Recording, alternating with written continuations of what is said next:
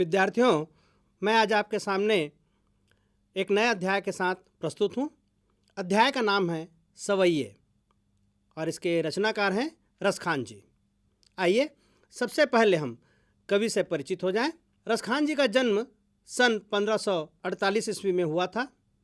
इनका मूल नाम सैयद इब्राहिम देखिए, नाम है पूरी तरह से मुस्लिम, परंतु आश्चर्य उस समय सांप्रदायिक सद्भाव आप देखिए कि सैयद इब्राहिम ये मुस्लिम धर्म के होते हुए भी इन्होंने कृष्ण की भक्ति की। अपने काव्य रचना का मुख्य आधार उन्होंने कृष्ण को ही रखा। गोस्वामी विट्ठल नाथ से दीक्षा लेने के बाद ये ब्रजभूमि में जा बसे। दिल्ली के आसपास रहते थे ये पहले, और इनकी मृत्यु हुई सन 1628 ईस्वी में। इनके साहित्य से भी परिचित हो लें। इनकी रचनाएं हैं सुजान रसखान और प्रेम वाटिका। ये कृतियाँ उपलब्ध कृतियाँ हैं और भी उनकी रचनाएं हैं, परंतु वो उपलब्ध नहीं हुई हैं। और इनकी समस्त रचनाओं का जो संग्रह प्रकाशित हुआ है उसे कहा जाता है रसखान रचनावली। इन्होंने कृष्ण और कृष्ण भूमि के प्रति अपने अनन्य अनुराग को काव्य के माध्यम से प्रस्तुत किया है। ब्रज भाषा का अत्यंत सरस और मनोरम प्रयोग किया है इन्होंने। प्रेम और भक्ति का मिला जुला रूप इनके काव्य में दिखाई देता है।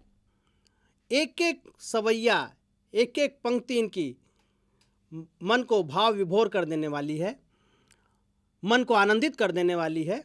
इसीलिए रसखान जी के काव्य रचना के लिए कहा जाता है कि उनके सवैये, उनकी कविताएं सभी रस की खान हैं। तो आइए रसखान के सवैये का हम अध्ययन करते हैं।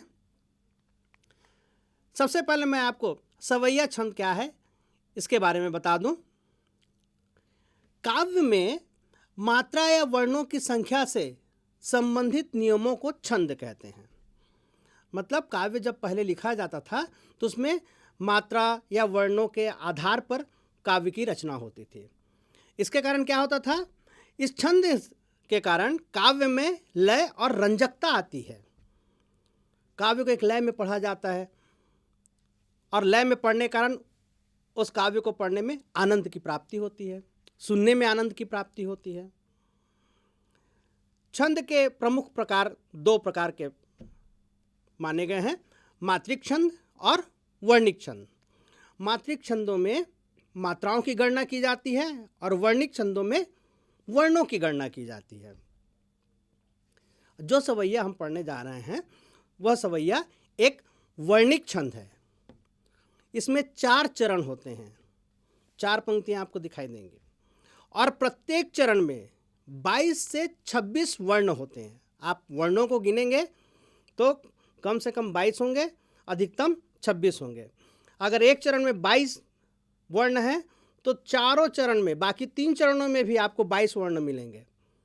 और ये वर्णों की संख्या के आधार पर सवैया के अलग अलग भेद पाए जाते हैं। साहित्य के ज्ञाताओं ने, साहित्य के जानकारों ने बताया है कि इसके 14 प्रकार हैं सवैया के। वर्णों की गिनती कैसे की जाती है नीचे आप देखिए। मानुस तो 3 हुआ, हाँ चौथा, तो 5। तो इस प्रकार से मानुस हो तो ये 5 वर्ण हैं। तो आप देखिएगा इन सवैयों में, जो रसखान के आप सवैये पढ़ेंगे उसमें प्रत्येक वर्ण के ऊपर आप प्रत्येक वर्ण को एक एक करके गिनते जाएंगे तो आपको 22 से 26 वर्ण ही मिलेंगे। पहला सवैया है उसमें आपको तो 24 वर्ण मिलेंगे और फिर दूसरा, तीसरा, चौथा है उसमें आपको 23 वर्ण मिलेंगे। तो आपको गिन के देख सकते हैं। एक सामान्य जानकारी मैंने आपको सवैया की दी है। पहला सवैया देखते हैं। मैं सस्वर पाठ करने की कोशिश करता हूँ। मानुस हो तो वही रस खानी, बसो ब्रज गोकुल गांव के ग्वारन। जो पशु हो तो कहा बस मेरो, चरो नित नंद की धेनु मंझारन। पाहन हो तो वही गिरी को, जो कियो हरि छत्र पुरंदर धारन।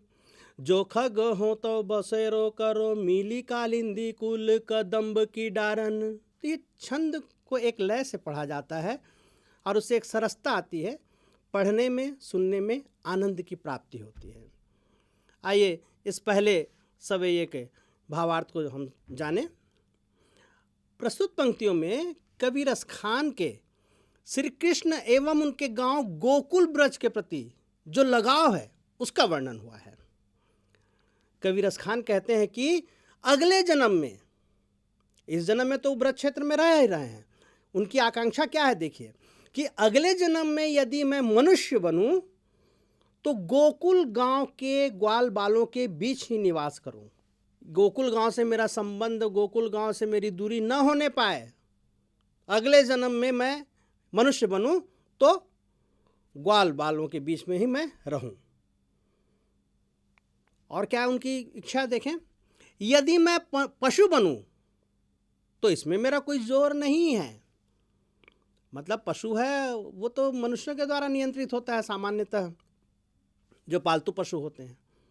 तो कह रहे हैं कि यदि मैं पशु बनूं तो इसमें मेरा कोई जोर नहीं है, फिर भी मैं नंद बाबा की गायों के बीच चरना चाहता हूं। यदि मैं पत्थर बनूं तो उसी गोवर्धन पर्वत का पत्थर बनना चाहता हूं जिसे श्री कृष्ण ने अपनी उंगली पर उठाकर लोगों को इंद्र के प्रकोप से बचाया था। आपको संभवतः ये इंद्र की कथा आपको मालूम होगी कि श्री कृष्ण ने इंद्र की पूजा करने से मना कर दिया। सब गोकुलवासियों को ब्रज क्षेत्र में बात फैला दी कि कोई इंद्र की पूजा नहीं करेगा, और जिससे इंद्र बड़े नाराज हो गए और उन्हें भयंकर वर्षा कराई। भयंकर वर्षा होने से लोग घबरा गए, परेशान हो गए। तब श्री कृष्ण ने गोवर्धन पर्वत को अपनी उंगली से उठाकर लोगों को उसके नीचे आश्रय दिया, लोगों की रक्षा की। तो देखिए, पत्थर यदि बनूं तो रसखान कह रहे हैं उसी गोवर्धन पर्वत का पत्थर बनूं।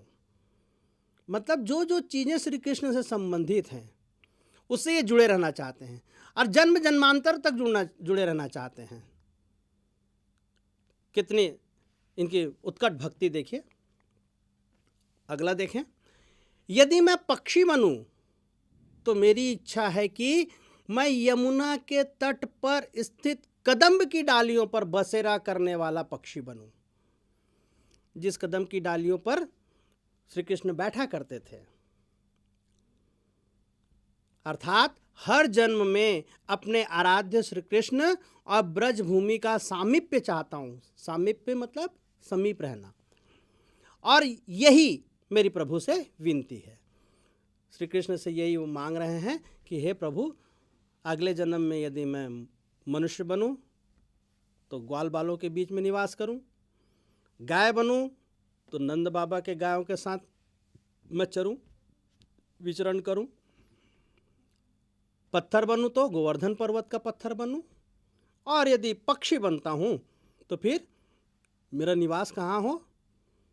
यमुना नदी के किनारे कदम की डालियों पर। यह था आपका पहला सवैया।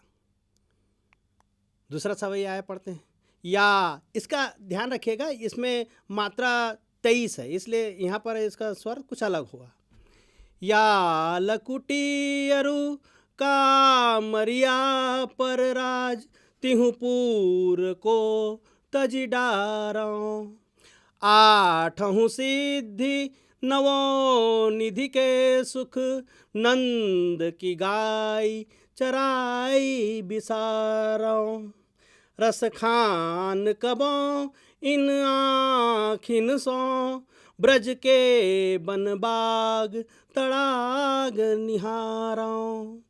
कोटि के कल धोत के धाम करील के कुंजन ऊपर वारों। इसका भावार्थ देखें। कृष्ण से जुड़ी वस्तुओं के प्रति अपना प्रेम प्रकट करते हुए कवि रसखान कहते हैं कि जिस लाठी और कंबल को लेकर कृष्ण गाय चराया करते थे, उसके बदले मैं तीनों लोकों का सुख साम्राज्य छोड़ने को तैयार हूं। विद्यार्थियों, हम थोड़ी सी भी चीज़ त्याग नहीं कर सकते। और ये देखिए, रसखान कवि को देखिए कि ये श्री कृष्ण की चीज़ों के लिए 3 लोक उसका सुख साम्राज्य छोड़ने को तैयार है। भौतिकता के प्रति, साम्राज्य राजकाज के प्रति वो आकर्षण नहीं है जो कि श्री कृष्ण से जुड़ी वस्तुओं के प्रति आकर्षण है। और वो भी कोई कीमती चीज नहीं है, लाठी और कंबल श्री कृष्ण से जुड़ी हुई चीज है। इसलिए अगर कोई उनको लाठी और कंबल दे दे, श्री कृष्ण की लाठी और कंबल दे दे, तो वो उसके लिए, उसके बदले 3 लोग कह दी उनके पास साम्राज्य भी होगा ना तो दे देंगे उसके बदले। ये है श्री कृष्ण के प्रति उनकी भक्ति। आगे और देखें क्या क्या त्यागने के लिए तैयार हैं वो। यदि नंद की गाय चराने का सौभाग्य मिले तो मैं 8 सिद्धियों और 9 निधियों के सुख को भी त्याग दूं। अर्थात नंद की गाय चराने का सुख मिलने पर अन्य सब सुख त्याग सकता हूं। ये 8 सिद्धियां क्या होती, 9 निधियां क्या होती है, आपको और स्पष्ट करूंगा मैं। और इनकी इच्छा क्या है, जब मेरे इन नेत्रों को ब्रजभूमि के वन, बाग, तालाब आदि देखने को मिल जाए और करील के कुंजों में विचरण करने का सौभाग्य मिल जाए, विचरण करने मतलब घूमने का सौभाग्य मिल जाए, तो मैं उस सुख पर सोने के करोड़ों महलों को निछावर कर सकता हूं। 1-2 महल नहीं, सोने के करोड़ों महल। कवि रसखान यह कहना चाहते हैं कि मुझे अपने आराध्य, जिसकी आराधना करते हैं, अपने आराध्य श्री कृष्ण से संबंधित सभी वस्तुओं से जो सुख प्राप्त हो सकता है वह अन्य किसी भी वस्तु से नहीं मिल सकता। इतनी ज़्यादा उनकी श्री कृष्ण के प्रति भक्ति है। अब जैसे हमने पढ़ा था कि 8 सिद्धि और 9 निधि, तो क्या है थोड़ा सा समझ लीजिए संक्षेप में। सिद्धि शब्द का तात्पर्य सामान्यतः ऐसी पारलौकिक, पारलौकिक मतलब इस लोक की नहीं है, इस लोक के बाहर का, मतलब जो ईश्वरी कह सकते हैं आप, और आत्मिक शक्तियों से जो तप और साधना के द्वारा प्राप्त होती है। जब सिद्धि मिल जाती है ना तो वह ऐसे कार्य करने लगता है जो सामान्यतः मनुष्य नहीं कर पाता। और ये सिद्धियां हैं अणिमा, महिमा, गरिमा, लघिमा, प्राप्ति, प्राकाम्य, ईशित्व, वशित्व। अणिमा मतलब बहुत छोटा हो जाना, महिमा मतलब बहुत विशाल आकार धारण कर लेना। इस प्रकार से ये सब अलग अलग सिद्धियां हैं, पर इन सिद्धियों को प्राप्त करना आसान नहीं होता, कठिन तपस्या करनी पड़ती है। इसी प्रकार से 9 निधियां भी जान लें हम। शास्त्रों में बताया गया है कि प्रत्येक व्यक्ति को धन संपन्न होना ही चाहिए, जिसके लिए हर व्यक्ति प्रयत्नशील भी रहता है। धन संपन्न क्यों होना चाहिए? क्योंकि धन के बिना आप बहुत सारे कार्य नहीं कर पाएंगे, उसके लिए धन जरूरी है। और ये 9 निधियों का संबंध मुख्यतः संपदा से ही है। संपदा में क्या चीज़ें आती हैं? चल और अचल संपत्ति होती है। चल मतलब रुपए पैसे, अचल मतलब जमीन, मकान, ये सब अचल संपत्ति। और कहा जाता है कुबेर के पास ये 9 निधियाँ हैं। ये 9 निधियों के नाम हैं पद्म निधि, महापद्म निधि, नील निधि, मुकुंद निधि, नंद निधि, मकर निधि, कच्छप निधि, शंख निधि, और 9वां है खर्व या मिश्र निधि। ये निधि प्राप्त हो जाने से व्यक्ति है उसकी संपत्ति फिर कम नहीं होती, खत्म नहीं होती, ऐसा माना जाता है। इसमें से 8 निधियों को, शुरू के 8 निधियों को महत्वपूर्ण माना गया है। 9वीं निधि जो खर्व या मिश्र निधि है वो सांसारिक खर्च वाले निधि हैं, जिसे हम आप धन संपत्ति के रूप में हम लोग मानते हैं। और बाकी ये जो शुरू के 8 निधियां हैं वो विशिष्ट निधियां हैं, वो एक बार आ गए फिर वो खर्च नहीं होती हैं। और ये भी सिद्धि से प्राप्त किया जा सकता है, जो कि आसान नहीं है। आइए तीसरा सवैया देखें। मोर पखा सिर ऊपर राखी हाँ, गुंज की माल गरे पहिराऊंगी। ओढ़ी पितंबर ले लकुटी बन, गोधन ग्वारनी संग फिराऊंगी। भावत वो ही मेरो रस खानी सो, तेरे कहे सब स्वांग कराऊंगी। या मुरली मुरलीधर की अधरान धरी अधरान न धराऊंगी। अब यहाँ पर एक गोपी जो कथन कर रही है, बहुत अच्छा वर्णन किया रसखान जी ने।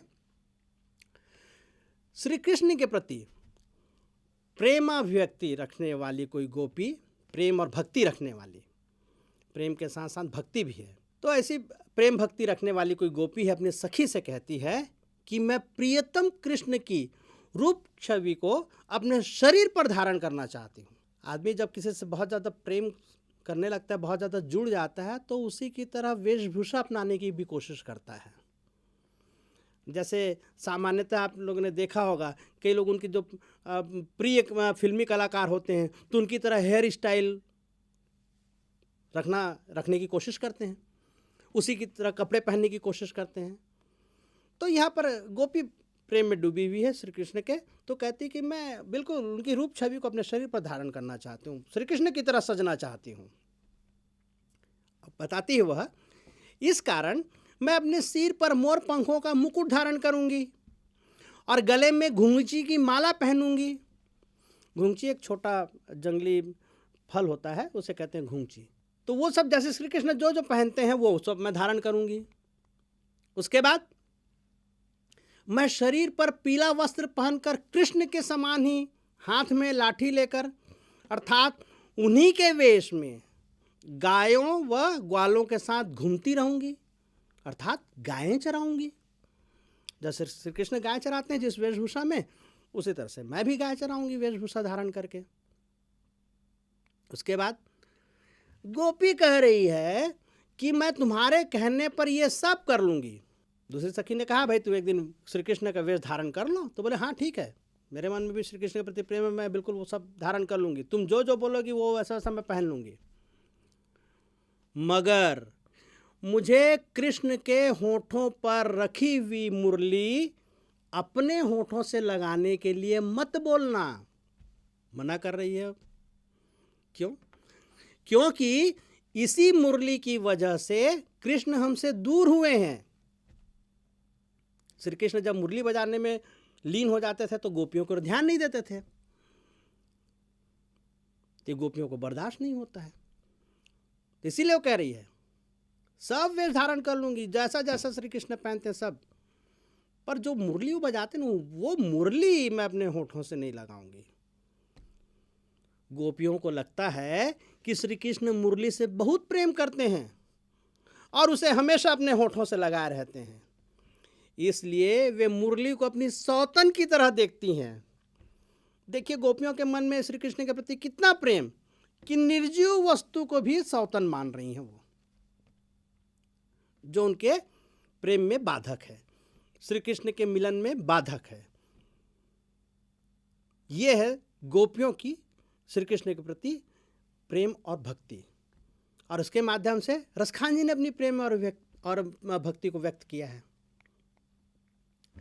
चौथा सवैया देखते हैं। काननि दे अंगुरी रहिबो जब ही मुरली धुनि मंद बजै है, मोहनितानन सोरस खानी अटा चढ़ी गोधन गए है तो गए है, टेरी कहो सिगरे ब्रज लोगनी काल्हि को कितनो समुझे है, माई रीवा मुख की मुस्कानी संभारी न जय है न जय है न जय है। अब यहाँ पर श्री कृष्ण की मुस्कान का क्या प्रभाव है देखें। श्री कृष्ण की मुरली की ध्वनि तथा उनकी मुस्कान पर मोहित एक गोपी कहती है कि जब श्री कृष्ण मधुर स्वर में मुरली बजाएंगे तब मैं अपने कानों में अंगुली डाल लूँगी ताकि मैं उसे न सुन सकूं, क्योंकि मुरली सुनते ही अपने आप पर वश नहीं रहता।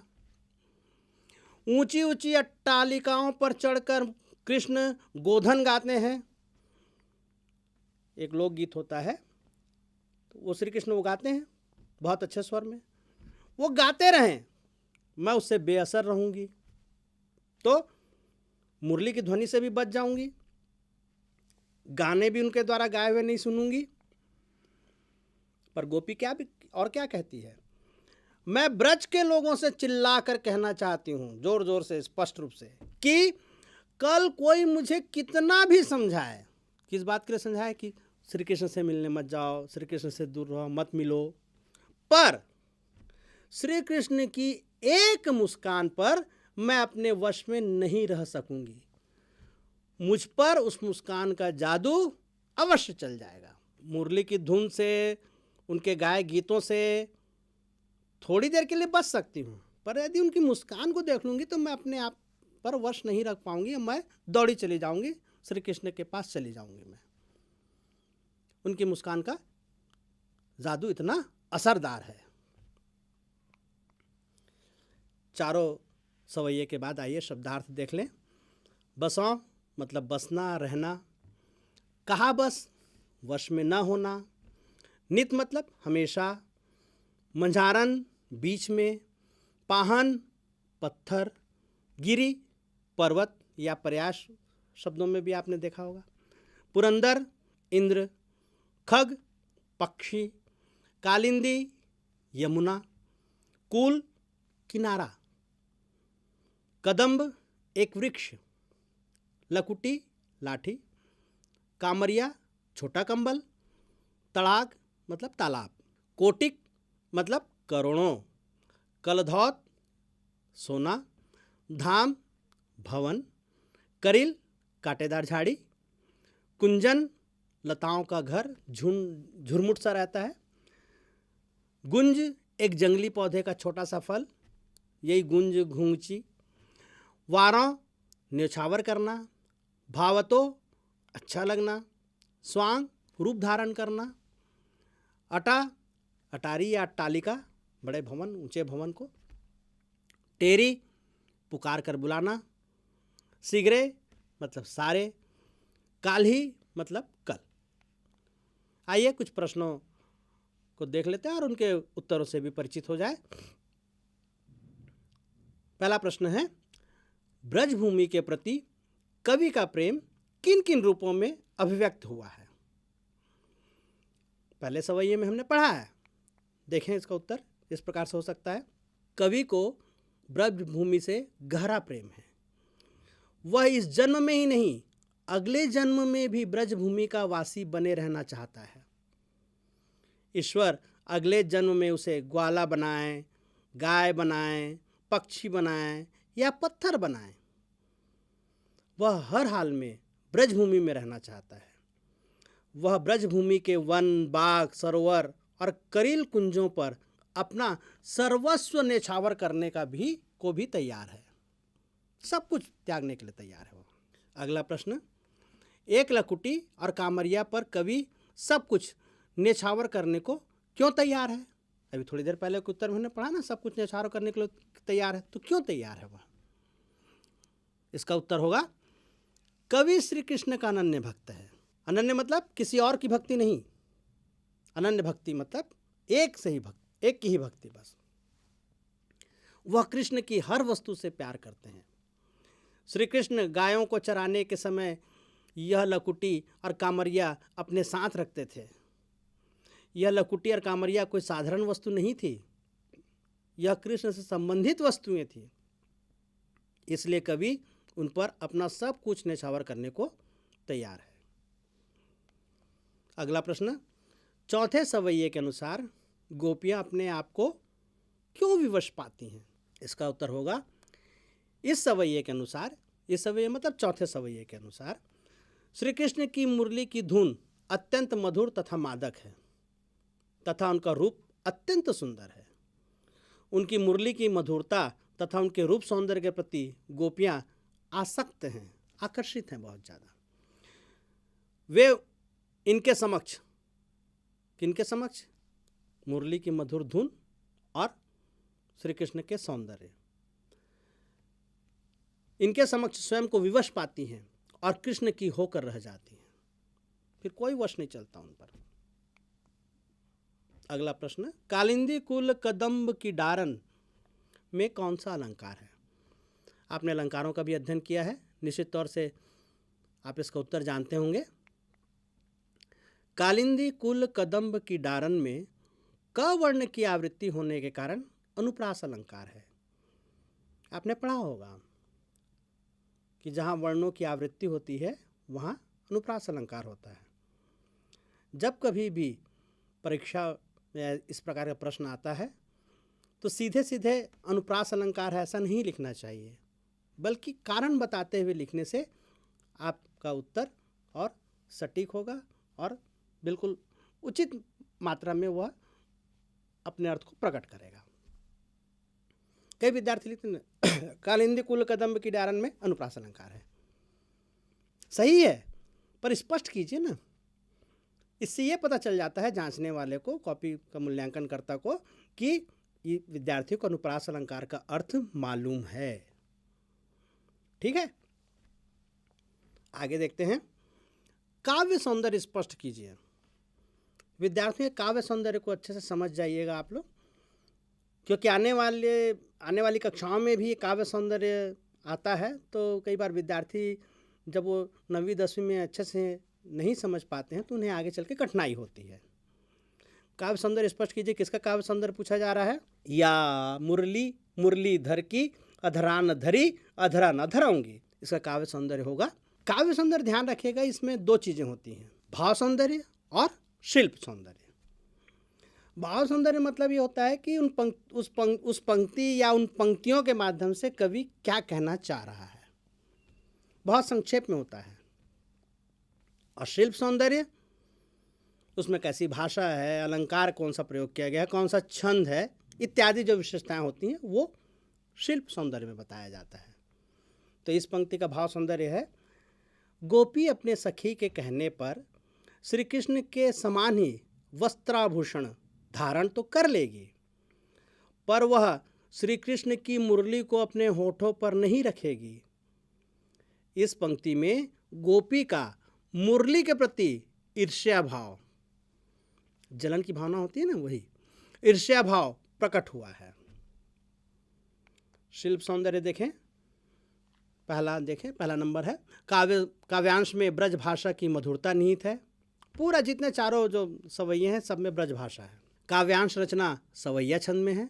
म तथा र वर्णों की आवृत्ति के कारण अनुप्रास अलंकार है, तथा अधरान मतलब होठों पर, अधरा न होठों पर नहीं में यमक अलंकार है। आपने यमक अलंकार भी पढ़ा होगा, शब्द की आवृत्ति होती है परंतु उसके अर्थ भिन्न भिन्न होते हैं, वहाँ पर यमक अलंकार होता है। और काव्यांश में माधुर्य गुण व्याप्त है। विद्यार्थियों, मुझे पूर्ण विश्वास है कि आपको चारों सवैये अच्छे से समझ में आ गए होंगे और आप सवैया छंद से भी परिचित आप हुए होंगे। इस प्रकार से यह अध्याय यहीं पर समाप्त होता है। आप सभी का बहुत बहुत धन्यवाद।